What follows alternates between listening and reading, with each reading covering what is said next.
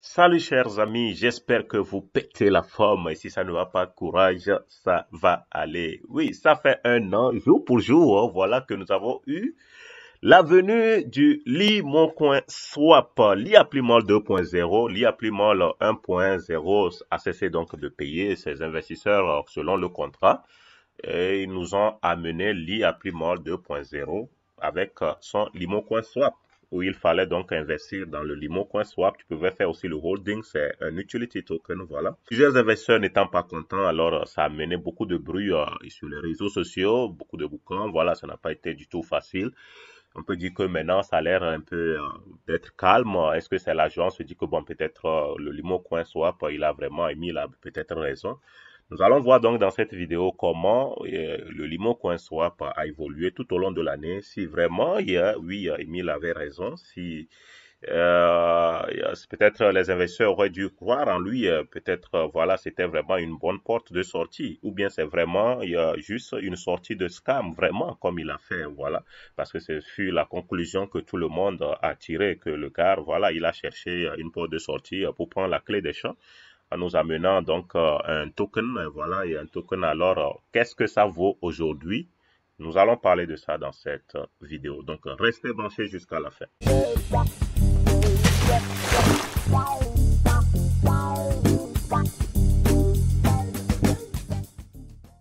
0,003302 $, c'est la valeur actuelle du Limo Coin Swap à l'heure où je suis en train de faire la vidéo. Alors, il y a 24 heures, bon, il y a eu une hausse de 2,89%.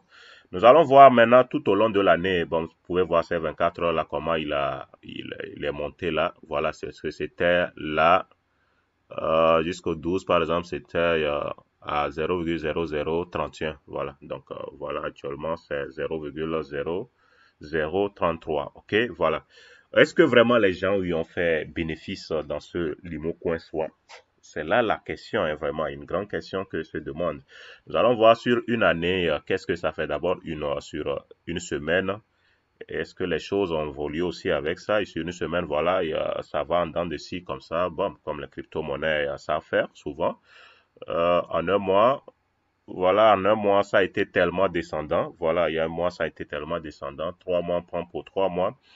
3 mois, ça n'a pas été toujours aussi de la joie parce que c'est toujours descendant, descendant. Donc, s'il y a 3 mois, quelqu'un qui a eu à investir n'a fait que perdre actuellement. Donc, il doit toujours espérer que ça augmente. Voilà. Maintenant, comme ça fait un an, donc nous allons étudier.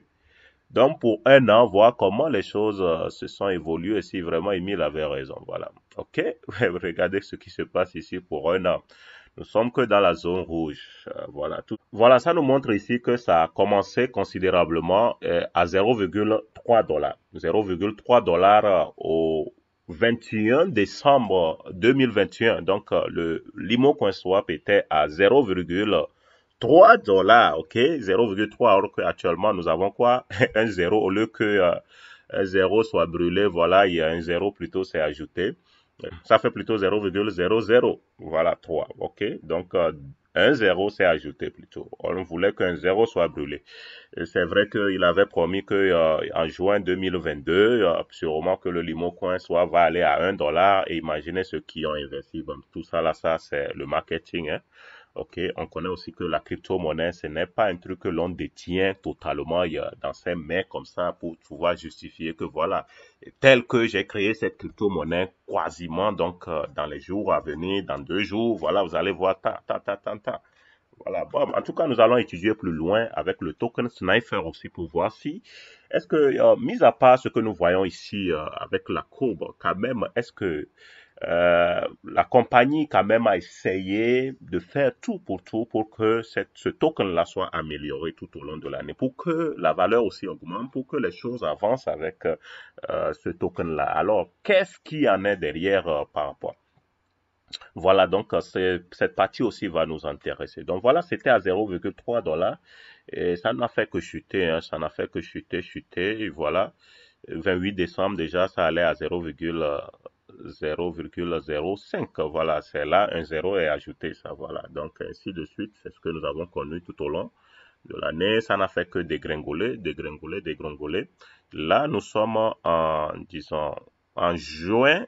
En juin, donc il disait que voilà, peut-être que ça va aller à 0,1 dollar. Oui, ça va monter 1 dollar et les gens vont sourire. Voilà, bon, nous étions à 0,02 dollars. Il est vrai que certains sûrement fait de l'argent. Par exemple, je prends le cas où en mai là, voilà, où c'était à 0,004. Ok, c'était à 0,004. Comme il a dit en juin, les choses vont changer. Voilà, 0,26 mai, ça faisait 2022, ça faisait 0,0039. Ok, voilà. Donc, comme il a dit qu'en juin, voilà, et les choses vont changer sûrement. Et beaucoup ont fait confiance. Et puis, voilà, en juin, et effectivement, c'est monté un peu. Quand même, c'est monté un peu. C'est venu à 0,02. Un zéro a brûlé. Voilà. Donc, imagine quelqu'un qui était ici à 0,04 et qui a eu à investir en ce moment-là. Au 31 mai, si quelqu'un a investi en ce moment-là, donc sûrement, la personne aurait fait assez de marge de bénéfice quand c'est monté à 0,02. OK? Voilà. Donc, c'est encore diminué, descendu, descendu. Donc, voilà. C'était en juin, là, effectivement, c'est remonté, hein, remonté. Voilà. Ce qui fait que comment les choses ont évolué, les gens, et par rapport à ces paroles, on se demande si ce n'est pas de la manipulation du prix pour faire quoi que voilà. Parce qu'il était aussi sous pression que ce soit au niveau de la diaspora ou bien localement, que les gens étaient en train de le poursuivre. Rembourse-nous notre argent, rembourse-nous notre argent. Voilà, nous n'avons pas signé pour cet accord et ce limo coin swap, c'est du shit. Voilà, donc c'est tout ce que nous avons vécu tout au long de l'année. La crypto n'a fait que chuter, chuter, chuter, chuter et nous ne sommes que dans le rouge. Donc on peut dire que ce n'est pas totalement de la joie avec le limo coin swap. Ok, d'accord. Maintenant, et c'est vrai que toute crypto-monnaie, c'est vrai que parfois, ça peut prendre du temps. Bon, ce n'est pas tout d'un coup comme ça. Tu peux faire le holding, mais puis patienter. Et puis un jour, comme ça, boum, voilà les choses. Voilà la crypto-monnaie, puisque c'est un truc très volatile. Ce n'est pas rassurant que voilà, c'est parce que tu as mis, voilà, tu dois avoir quasiment une grande valeur dans les jours à venir et puis bénéficier. Mais maintenant, nous allons voir quand même, hormis ça, est-ce que quand même la compagnie fait quelque chose pour améliorer cette crypto-monnaie, pour que quand même ceux qui ont investi puissent gagner, puisque parfois le fait de brûler, par exemple, certains avoirs de tokens peuvent augmenter considérablement la valeur du token quand la demande devient plus forte, donc ça fait augmenter la valeur du token, ok? Donc voilà, nous allons aller sur Token Sniper pour voir. Actuellement, quand j'avais fait l'analyse du token il y a quelques mois, quand même, il y avait un score acceptable, hein, même si c'était peut-être 5. Maintenant, je vois ici 0 sur 100 parce que ça veut dire qu'il n'y a pas du tout eu d'amélioration avec ce token. Voilà, donc difficile à dire. Au niveau de la vérification du contrat, de la source du contrat, il n'y a pas de problème.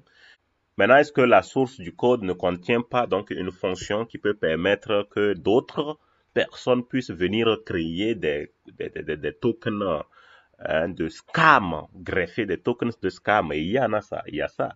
Donc voilà, ça c'est déjà mal. Et puis, si il faudrait que le propriétaire quand même renonce à certains droits. Si dans la fonction du code, il y a des codes qui peuvent lui permettre de pouvoir venir modifier les choses, voilà, c'est mauvais. Et c'est ce qui est là ici. Donc, il est possible de venir, par exemple, changer, par exemple, les frais d'achat et puis ou les frais de vente. Donc, tout ça là, bon, c'est vrai qu'il peut y avoir une raison favorable. Non seulement ça aussi, cette fonction peut lui permettre de venir aussi greffer d'autres tokens de scam. Voilà, donc ça, ce n'est pas bon. Donc, ça fait que la notation n'est pas cool. Maintenant, est-ce que au niveau des avoirs du token, il faudrait que la plupart de ceux qui vont avoir les tokens, que personne ne soit au-delà de 5% des avoirs du token. Mais on constate qu'il y a donc un portefeuille qui contient assez de tokens. Ça veut dire que si la personne vend donc liquide ces tokens-là, au-delà de 5% là, donc ça peut causer des problèmes, des préjudices pour ceux qui viennent acheter. Par exemple, quand tu viens acheter quand la valeur est telle, quand maintenant celui qui a beaucoup d'avoir, il vend, vous allez voir que ça va affecter la valeur et puis ça va diminuer considérablement et tu seras donc en faillite. Au niveau des liquidités, il n'y a que 18, il y a 18,94 BNB sur PancakeSwap, c'est bon. 122,7 dollars sur PancakeSwap V2. Voilà, bon, il n'y a pas de problème. Maintenant, pour les liquidités initiales, voilà, pour les liquidités initiales, il n'y a que un BNB et 19,82 dollars. Donc, voilà, ça, ce n'est pas cool. Quand le token a été créé, c'est juste une petite quantité de liquidité qui a été donc déposée. Voilà, ce qui n'est pas bien du tout et n'encourage pas. Voilà. Maintenant, il faudrait bloquer au moins plus de 95% des liquidités. Donc, voilà, et brûler quelques-uns donc pour pouvoir favoriser l'évolution du token, ce qui n'a pas été fait. Donc, ce qui fait que si ce n'est pas aussi bloqué pour une longue durée, hein, moins pour une longue durée, donc au moins 15 jours plutôt, alors c'est déjà un problème parce que le propriétaire peut venir faire ce thème qu'on utilise communément pour les crypto, le rug pull, donc où il peut venir à tout moment donc retirer donc les liquidités et puis ça va faire que voilà les gens seront donc en faillite. Donc en conclusion, ça veut dire qu'il peut y avoir assez de manipulation derrière ce token, ce qui n'encouragerait pas.